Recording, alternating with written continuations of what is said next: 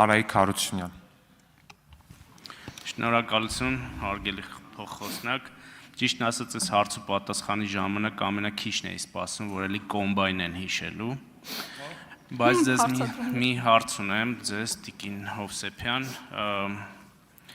ինչպես եք դուք վերաբերում 2022 թվականի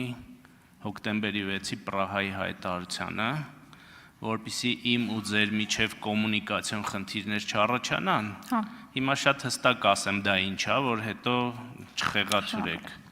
Եվրոպական քաղաքական համայնքի գագաթաժողովի շրջանակներում տեղի է ունեցել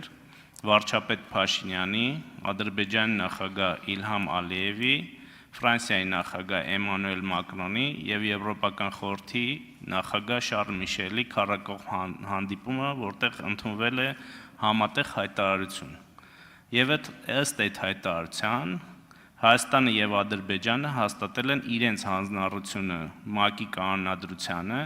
եւ 91 թվականի Ալմատիի հռչակագրին, որոնց միջոցով ճանաչում են միմյանց տարածքային ամբողջականությունը եւ ինքնիշխանությունը։ Հիմա վնիմание вопрос. Ինչպես եք վերաբերում այս հայտարարությանը։ Ես կարող եմ ավելի, որպեսզի կոմունիկացիոն խնդիրը չլինի, դուք ճիշտ կարող եմ մեկնաբանել, արդյոք ես ճանաչում եմ Արցախը Ադրբեջանի կազմում, այդ է ձեր հարցադրումը։ Ես ճանաչում եմ իմ հայրենիքը, ես ճանաչում եմ այնտեղ, որտեղ ես ծնվել եմ, ես ճանաչում եմ այն ծննդավայրը, որտեղ որ ես մեծացել եմ, որտեղ որ ես ամուսնացել եմ, որտեղ որ գտնվում են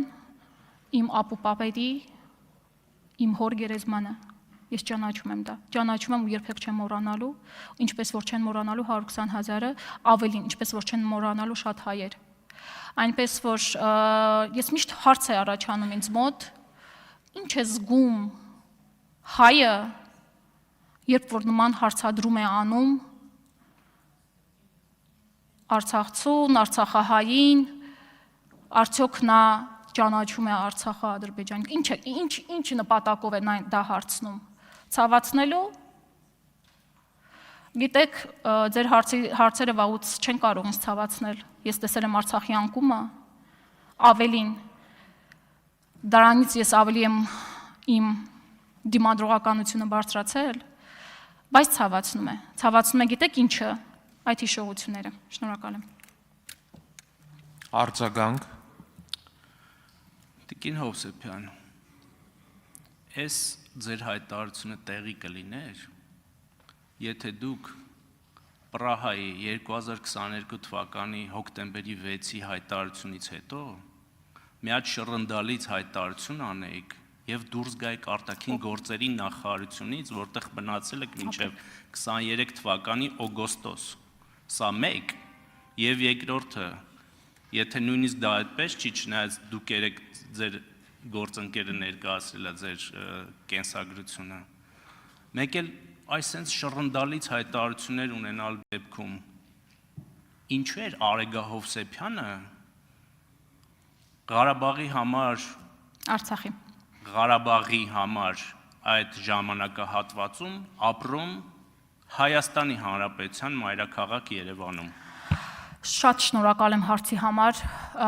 նախ ինձ չի թվում, թե մեր քաղաքացիներին շատ կհետաքրքրի, բայց հարցի ստիպված եմ պատասխանել։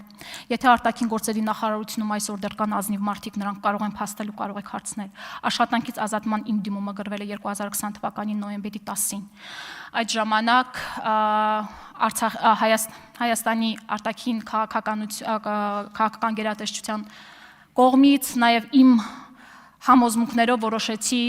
սպասել ընտրություններին, որովհետև իմ սխալներ երևի, որտեղ մտածում եմ 21 թվականի ընտրություններից դուք հեռանալու եք։ 21 թվականի ընտրությունները եղան, դուք մնացիք։ Եվ 21 թվականից հետո ես գնացել եմ երեխայի խնամքի արձակուրդի։ 21 թվականից մինչև 23 թվականը ես չեմ աշխատել արտաքին գործերի նախարարությունում, ես մեծացնում էի իմ բալիկին, մեծացնում էի Արցախի մասին հիշողություններով,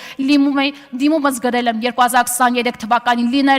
լինելով դեռևս երեխայի խնամքի արձակուրդում, մեկ տառ անգամ, մեկ նախադասություն անգամ չեմ գրել, չեմ աշխատել 21 թվականից ձեզնից հետո։ Իսկ ինչու է Երևանում, ճիշտ եմ հասկանում ձեր հարցը այն էր, որ ես պիտի մնայի Արցախում եւ զոհվեի։ Շնորհակալ եմ։ Չէ, հարցը, եթե սխալ եք լսել, հարցը այն մասին էր, թե ինչու եք Երևանում ապրում եւ ոչ թե Ղարաբաղում, ինչեւ է։ Հավանիր տեսանյութը եւ բաժանորդագրվիր նորությունները բաց չթողնելու համար։